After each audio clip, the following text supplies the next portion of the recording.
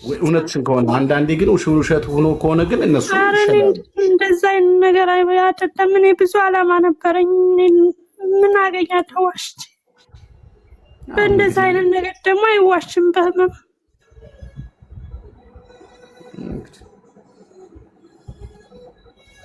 ሳሚ በቃ አመሰግናለሁ። ካላሳፈሩሽ ለጅዳ ቆንስላ ደዊ እያሉሽ ነው። ጅዳ ነው ያለሽው? እኔ አባህ ነኝ። ስለዚህ ጅዳ ይቀርብሻል አይደል? እኔ እንጃ አላውቅም። ታድላ ቁጥሩን ላኪልን እስቲ ፎሎ አድርጋትና በውስጥ መስመር የጅዳ ቁጥርንና ወይ ደግሞ የሳውዲ አረቢያ ቁጥር የኢትዮጵያ ኤምባሲን ቁጥር ላኪላት። አይዞሽ አንቺ ጠንካራ ነሽ እናቴ። አመሰግናለሁ። ሞባይል ደግሞ ስታይ ፓወሩን ቀንሽ እሺ። እሺ ወንድም በደንብ ፓወሩን ቀንሹ።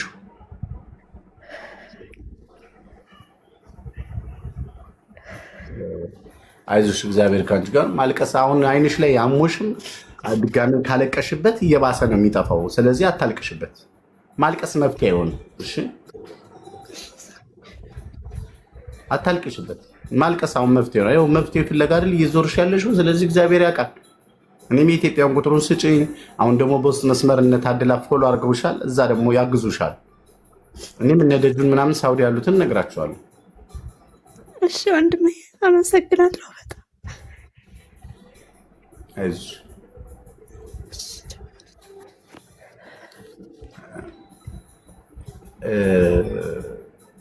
ያው ያሳዝናል። መቼም የስደት ነገር ዘንድሮ ምን አይነት ዘመን ላይ እንደደረስን ማመን ነው የሚያውቅ። እንግዲህ በዚህ ሁሉ ዙር ውስጥ ነው እናንተ ጠንካራ እንድትሆኑ እየታገለ። ጠንካራ መሆን አለበት። ሁሉ ነገር አንግል ማየት አለበት። ተስፋ መቁረጥ የለባችሁ። ተስፋ መቁረጥ የለባችሁ። ጠንካራው ብትችሉ በቃ ራሳችሁን ፕሮቴክት አድርጉ፣ ተከላከሉ። ራሳችሁን ችግር ውስጥ የሚያጋልጣችሁ ነገር ካለ ምናምን ራሳችሁን መጠበቅ። ነገርኳችሁ። ችግሩ ከደረሰ በኋላ ማለት ነው ሰዎች ሊረዷችሁ የሚችሉ ትንሽ ነገር ነው፣ ብዙ አይደለም። ችግሩ ሳይደርስ ግን ራሳችሁን ከተከላከላችሁ ብዙ ነገር ታተርፋላችሁ።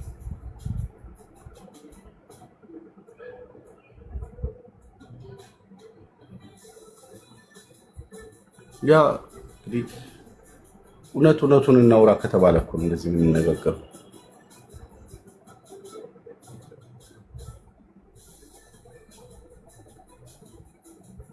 ኮምፕሊክ ሼር ታብታብ አድርጉት አንዴ።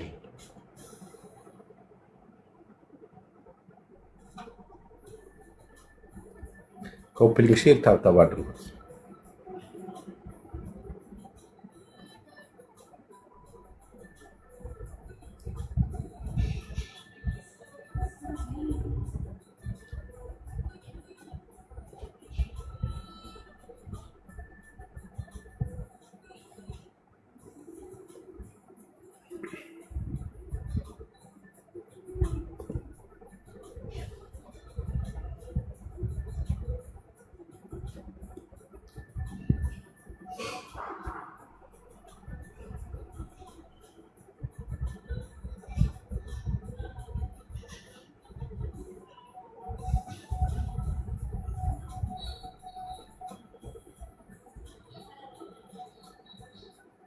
እስኪ አሁን ኦልሬዲ ኮንትራታችሁን እየጨረሳችሁ ወደ ኢትዮጵያ ልትሄዱ የተዘጋጃችሁ ኢትዮጵያ ለመሄድ ኦልሬዲ ሳምንት፣ ወራቶች፣ 2 ወር፣ 3 ወር የቀራችሁ ሰዎች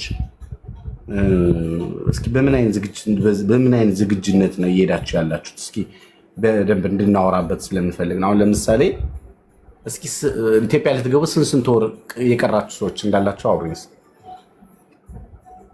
እስኪ ስንት ወር ቀርቷቸዋል? ሰላም እኔ ገስት ላይ ስላለው ልናገር። 2 ወር 7ኛ ወር ላይ ሄዳለሁ። እሺ አሁን አንቺ 2 ወር 7ኛ ወር ላይ ልትሄጂ ነው። ከመሄድሽ በፊት ግን ምንድነው በአይምሮሽ እየተዘጋጀሽው? አሁን የሚወራ ነገር አለ፣ የሚሰማ ነገር አለ፣ ቤተሰብ አለ፣ እንደገና ራስን ለመቻል የሆነ መታገል አለ፣ የሆነ ነገር ለማድረግ ምን ውስጥ ነው? የትኛው ሲስተም ላይ ነው ያለሽው? 7 ወር አላችሁ 6 ወር? እስኪ ንገሪኝ። ያው ህዝብ እንደምኖረው ለመኖር ተነስቻለሁ። በቃ ይሳል ህዝብ እንደሚኖረው እኮ አይደለም መኖር ያለብሽ። አንቺ ህዝብ እንደሚኖረው ሳይሆን መኖር ያለብሽ አሁን አይምሮሽ ውስጥ ምን አይነት ስሜት እየተሰማሽ ነው? ቤኪ ግባሽ። እኔ አሁን ቤት ፈልጌ ተከራይቶልኝ ሱቅ እቃ እያሟላው ነው። ያው ኦልሬዲ ማን ነው የተከራየልሽ? እናቴ ያለች። እሺ ያው እቃ እየገዛዛንበት ነው። ምን አይነት ሱቅ ነው መክፈት የፈለግሽው? የልጆች ልብስና ጫማ ምናምን። እውቀቱ አለሽ የመሸጥ ፍላጎቱ? ማለቴ አሁን አንድ ስራ ስትሰሪ ቤት ኦልሬዲ ተገጥቷል አይደል? ያው አሁን ምን እንዳለ ታውቂያለሽ? ስራ በተለይ እንደዚህ አዲስ ነገር ስትከፍቱ ትዕግስት ይፈልጋል አይደለ? ያ ትዕግስት ይፈልጋል። ያዡ በአይምሮሽ በደንብ ልንገርሽ፣ ከ1 ወር እስከ 6 ወር ድረስ ትርፋማ እንደማትሆኝ ወቂ። ወጪ ላይ ነሽ፣ በማለማመድ ላይ ነሽ። በቃ ቋቅ እስከሚልሽ ነው ማለማመድ ያለብሽ። ይኸውላችሁ አሁን እንደዚህ አይነት ልብስ ቤት ስትሰሪ ኦንላይን ላይ መስራት አለብሽ። ኦንላይን በደንብ ማጠንከር አለብሽ እንጂ በቃ እዛ ሰው ጠብቀሽ ብቻ አይደለም። ምክንያቱም አንቺ ልብስ ቤት የምትከፍችበት ቦታ ላይ ብዙ ልብስ የሚሸጡ ሰዎች አሉ፣ ታውቂያለሽ? ያ ይኖራሉ። በጣም ልትጠነክሪ ይገባል። ጎበዝ ልትሆኝ ይገባል። ነገሮችን በደንብ ሰፋ ያለ ልብ ሊኖርሽ ይገባል። ወሬ መስማት ሳይሆን ራስሽን ማዳመጥ ይገባሻል። ወጪዎችሽን መቀነስ አለብሽ። ያንዳንዳቸው የምታወጫቸው ወጪዎች ላይ በጣም ጥንቃቄ ማድረግ አለብሽ። ገብቶሻል? ከዚህ በኋላ ኢትዮጵያ ስትሄጂ ያ ልብስ ቤት ራሱን ትርፋማ የሆነ ካልሄደ የሆነ ነገር ካልሆነ እና አንቺ ደግሞ በደንብ እስክትለማመጂ ምናምን እስክትይትስ ደግሞ ብዙ ነገር ስላለ ጠንካራ መሆን አለብሽ። በመሀል ደግሞ እዚህ ሀገር እየመጣሽ የተወሰኑ እቃዎችን ቱርክ እየሄድሽ የተወሰኑ እቃዎችን ማምጣት አለብሽ። በንግድ ፈቃድሽ ትችያለሽ። ታውቂያለሽ? ኦኬ።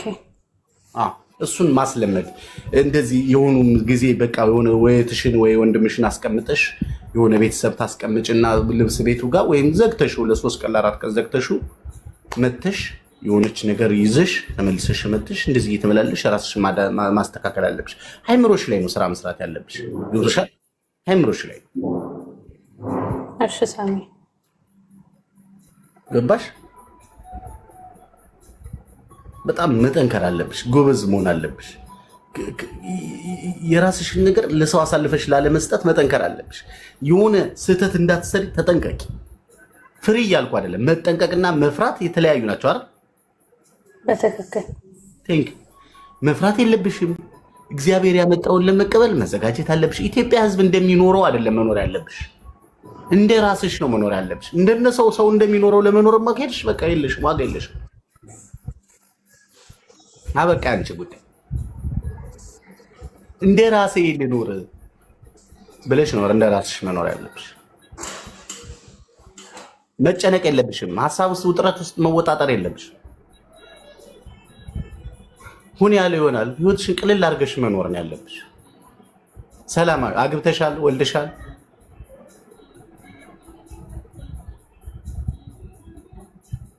እኔ ነው ሳሚ እኔ ላ ገና አላገባሽም። ወጣት ነሽ። ስንት ነው እድሜሽ? እድሜ እንኳን ቆስቅሷል። አይ አታስቢ። እግዚአብሔር እኮ ድስት ክዳኑን አያጣም። ምን አሳሰበሽ? 28 ዓመቴ ነው ሳሚ። ገና ልጅ ነሽ እንዴ? 4 ምናምን ልጅ ይጠበቅብሻል። መቼ አሁን እኮ ችግሩ ምን እንደው ታውቃለህ ሳሚ፣ አሁን አገር ቤት ስትሄድ ባሎች ይቅርታ አድርጉልኝ፣ ግን ወንዶችም ካላችሁ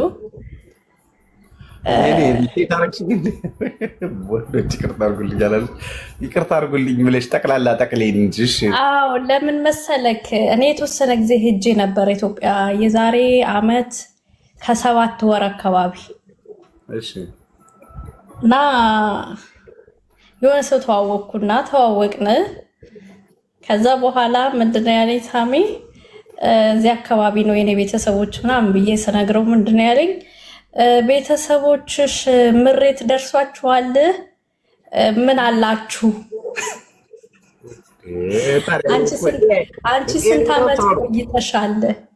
እና ስንት ብር አለሽ?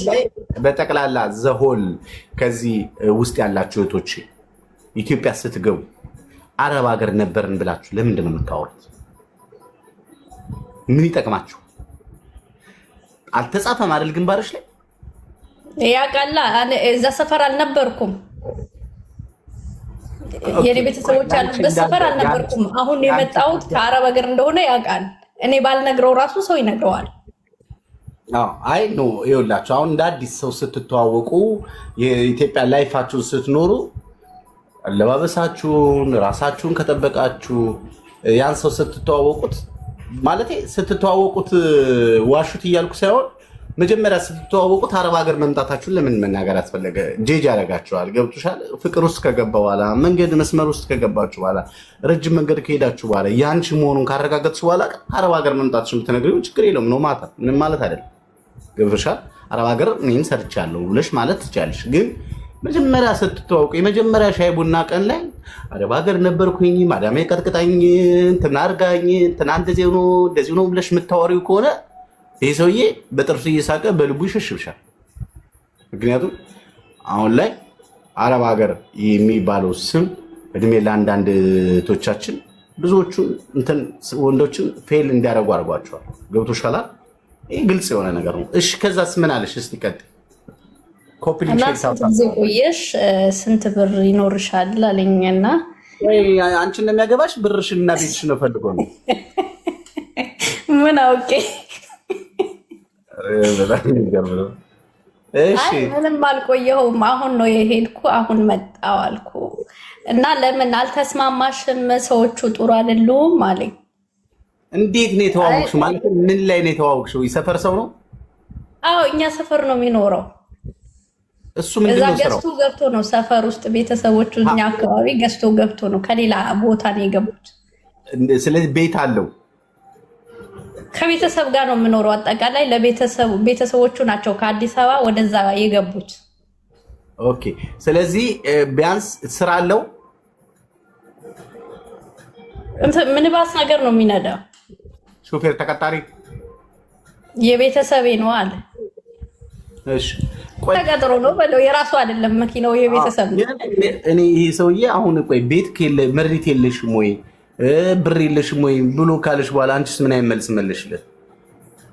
እኔም ይኸው የቤተሰቦቼ ነው እኔ ምንም የለኝም ነው።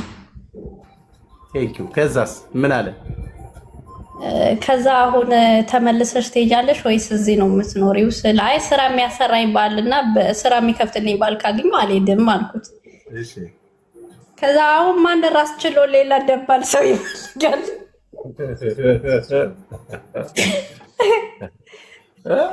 ኑሮ ከእጅ ወደ አፍ በሆነ ጊዜ ማን ሌላ ሴት ይፈልጋል ብለሽ ነው? አሁን ትንሽ ሳንቲም ብኖርሽ እንኳን እንዲህ ተፍ ተፍ ብዬ ከቤተሰብ የምተርፈውም በጋራ እንላለን። ግን አንቺ ምንም የለሽም። ከዛ ንክኬ የለባችሁ መጀመሪያ? ምንም ንክኬ የለንም። ኦኬ። ከዛ በኋላ ይኸውልህ የመጨረሻ ምንድነው የሆነ መሰለህ? ሻይ ቡና እንበላለን ማለት ነው። እሺ። ከዛ አሁን ለካ ኢትዮጵያ ሰልጥኗል ታውቃለህ። እኔ አላውቅም። በሞባይል ነው ብር የሚከፍሉት ምናምን። እሺ። ከዛ ይሄን ያለው ምናምን ነገር ስል ክፈይ አለኝ እኔን ማለት ነው። አንቺ ጤነኛ አይደለም። አንቺ ራሱ ምን ነክተሽ ነው? ከዛ ክፈይ ስለኝ ስንት ነው አልኩት። የሁለቱ እንደዚህ ነው ስል አይ እኔ የራሴን ብቻ ነው የምከፍለው ብዬ ራሴን ከፍዬ ወይድኩ ማለት ነው። በስማ አንቺ ራሱ በጣም በጣም አደገኛ አይደለሽ እንዴ? አብራችሁ ልትሻይ ቡና ልትሰሩ ገባችሁ። በሻይ ቡና የራስሽን እሱም አልደወለም። እዛ በኋላ እሱም አልደወለም፣ እኔም አላገኘሁትም። አይሽ ለምዷል ማለት ነው እንግዲህ። አሁን እንደዚህ አይነት ነገር በቃ አሁን ሃይምሮ ላይ አሁን ብዙ ወንዶች ኢትዮጵያ ውስጥ ያላት እንጂ የሌላትን አይፈልጉም። ለምን መሰለሽ? አሁን አንድ ሴት ልጅ ኢትዮጵያ ውስጥ ወንዱ ለዛች ሴት በጣም ከባድ ወጪ አለ። ከማግባቱ በፊት በጣም ብዙ ወጪ አለበት። የማኔር ያወጣል፣ የልብስ ያወጣል። በቃ ብር በጣም ነው የምትጠይቀው። እሷ አቅም ከሌለው እሷም ዞር ብላ አታየው። አስቢ እንግዲህ በጣም ያለውን ነገር። አሁን በዚህ መሀል ውስጥ ነው ሄዳችሁ እናንተም ትዳር እግዚአብሔር መቼም እግዚአብሔር ነው ትዳር የሚሰጠውና ከባድ ነው በጣም። ገንዘብ አለኝ ብለሽ ወንድ ልጅን ከቀረብሽው አለቀልሽ። ከዛ በኋላ ሳሚ እኔ ደብዳቤ የሚያክል ነገር ነው የጻፈው ማለት ነው። እኔ ብሎክ ከማድረጉ በፊት እኔ ሄጄ አንቺ የምታስቢው በገንዘብ ነው እና እንዴት ነው ያንቺን ብቻ ከፍለሽ የምትሄጂው? ምን ይከብድሻል ምናምን ነገር እኔ በላው ለራሴ ነው የምከፍለው አልኩት። ሲሆን ስንት ነገር መጋበዝ ነበረበት፣ ስንት ነገር ማድረግ ነበረበት። እሱ ሻይ ቡና ጭንቅላትሽ ተበርዟል። እዛ ውጭ ያሉ ሰዎች የሚያስቡት ራስ ብቻ ነው እና ኢትዮጵያዊ ጭንቅላትሽ ከውስጥሽ ወጣ አለኝ። አይኔ ውጣት ስላልጋበሹ። አረ በጣም ግን ጎበዝ ነሽ። መድኃኒዓለም የራስሽ ብቻ ከፍለሽ እግዚኦ አረ ለክርስቶስ አረ ምን አይነት ህዝብ ነው እግዚአብሔር። አይዞሽ አሁን እንደዛ ስለሆነ ሁሉም ሰው እንደዛ ነው ብለሽ እንዳታሰቢ። እኔ እንደዛ ማሰብ ሳይሆን እኔ አሁን እቅዱ የለኝም። ይሄ አብሮ ምናለሽ ምናምን ብሎ የሚያገባኝ ሰው አልፈልግም። ከአሁኑኑ ውስጥ አሁን አንቺ ምንም የለሽም ብላችሁ የምትመጡ ሰዎች እኔ ራሴን የቻልኩ ሰው ነኝ። እዚህ ብዙ ቆይቻለሁ ሳሚ። እኔን ታውቀኛለህ በውስጥም ስለማወራክ። እኔ በቆየው ልክ ሰርቻለሁ፣ ቤት ሰርቻለሁኝ። አሁን ደግሞ ስራ ይኖረኛል። እንደ ራሴ ራሱን የቻለ ካልሆነ እኔ ከካመቱ ከኔ ጋር እንድታከክ አልፈልግም። ጨርሻለሁ። እቺ በቃ ሱቅሽን ከፍተሽ ፉን ማለት አለብሽ። ያው ታውቂያለሽ አለብኝ። አዎ አለብኝ። በደንብ በት ማለት አለብሽ። ወደዚህ በቃ አረካት ያስፈልጋል። አባቴ ይኸውልሽ ያለው አረካት አልፈልግም፣ ግን ባለኝ መስራት እንፈልጋለን። ይኸውልሽ ሁሉንም በአይነ ቁራኛ እንዳታይ። ያ ሰው ነው፣ ያ የተፈጠረበት አስተዳደጉ ነው። እና አንቺ ግን በቃ ኢትዮጵያ ስትይ ዝንጥ ማለት አለብሽ። ዝንጥ መድኃኒዓለምን ወይኔ ሽቶ የማሽቶ ልሸተት ብሎ እና አነፍንፎ እንዲመጣ አድርጊ። በቃ ፈታ ነው። እንደዛ አይነት ሰውም አይደለሁም ሳሚ። እኔ እንደዚህ የሆነ ዘንጦ ይሄ ውጭ እንደሚኖር ሰው ቋቅጭ የምል ሰውም አይደለሁም። መሆን አለበት። ሺህ ዓመት ትኖሪያለሽ። ፈታ ብለሽ ለምን አትኖሪ? ምን ችግር አለ? አሁን ለምሳሌ ልበልሽና